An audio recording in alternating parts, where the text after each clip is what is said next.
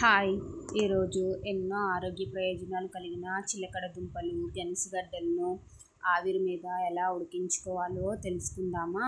నేను వీటిని మా ఇంటికి ఎవరైనా వచ్చినప్పుడు పెడితే వారు తిని గెనుసుగడ్డలు టేస్ట్ చాలా బాగున్నాయి అని నన్ను అడిగే క్వశ్చన్ ఒకటేనండి. నీకు ఈ పాకం ఎలా వస్తుంది? నువ్వు గెనుసుగడ్డలు ఉడికిన తర్వాత ఈ పాకంని పట్టిపోస్తావా అని అడుగుతూ ఉంటారు. నేను ఎలాంటి పాకము పట్టనండి. మరి నాకు ఈ పాకం ఎలా వచ్చిందో తెలుసుకుందామా? ఇలాంటి simple and tasty healthy recipes కావాలి అంటే నా ఛానల్ను సబ్స్క్రైబ్ చేసుకోండి.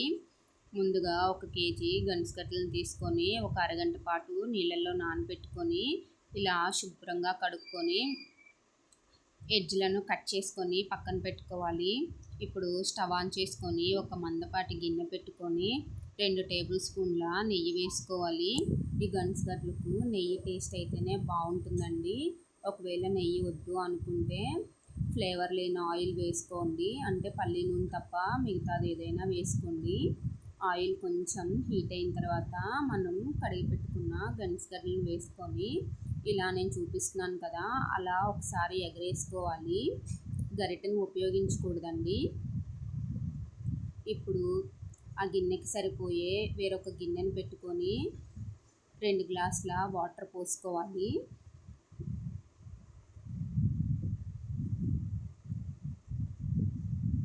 ఇప్పుడు ఒక 2-3 నిమిషాల తర్వాత పైనున్న గిన్నెను తీసేసి ఒకసారి ఇలా నేను చూపిస్తున్నాను కదా, అలా ఎగరేసుకోవాలి. మనం ఈ గెనుసుగడ్డల్లో గరిటెను ఉపయోగించకూడదండి. గరిటె పెట్టి తిప్పితే గెనుసుగడ్డలన్నీ నలిగిపోతాయి. ఇలా ప్రతి 2-3 నిమిషాలకు ఇలానే పైనున్న నీళ్ళ గిన్నెను తీసుకొని పక్కన పెట్టుకొని ఇలా ఎగరేసుకొని మళ్ళీ నీళ్ళ గిన్నె పెట్టుకోవాలి. ఇలా గెనుసుగడ్డలు ఉడికేంత వరకు చేసుకోవాలి. ఇప్పుడు ఒకసారి మళ్ళీ నీళ్ళ గిన్నెను తీసి పక్కన పెట్టుకొని గెనుసుగడ్డలను ఎగరేసుకోవాలి. ఇప్పుడు ఈ గెనుసుగడ్డలు ఉడికాయో లేదో చెక్ చేసుకుందాం. ఇలా అగ్గిపుల్లను కానీ చాకుతో కానీ గుచ్చుకొని చూడండి. చూసారా, గెనుసుగడ్డలు చక్కగా ఉడికిపోయాయి. ఇప్పుడు ఒక అరకప్పు అంటే ఒక 1/4 కేజీ బెల్లం తీసుకోండి. కేజీ గెనుసుగడ్డలకు 1/4 కేజీ బెల్లం అయితే కరెక్ట్గా సరిపోతుందండి. ఇలా బెల్లం వేసుకున్న తర్వాత మరొకసారి ఎగరేసుకొని నీళ్ళ గిన్నెను పెట్టుకోవాలి.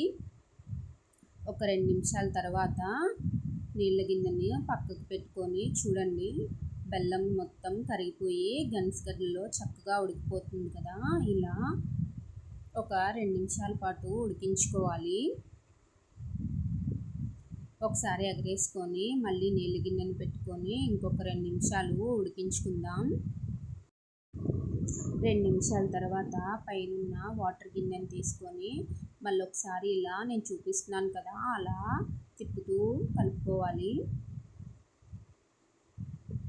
ఇలా ఒక 2 నిమిషాలు ఉడికిన తర్వాత మనకి పాకం వచ్చిందా లేదా అని స్పూన్తో చెక్ చేసుకుంటే తెలుస్తుందండి. ఇప్పుడు ఒకసారి పాకం వచ్చిందా లేదా అని చెక్ చేసుకుందాం. చూసారా, పాకం థిక్గా వచ్చింది కదా. ఇలా నేను చూపిస్తున్నాను కదా, ఇలా వచ్చేంత వరకు ఉడికించుకోండి.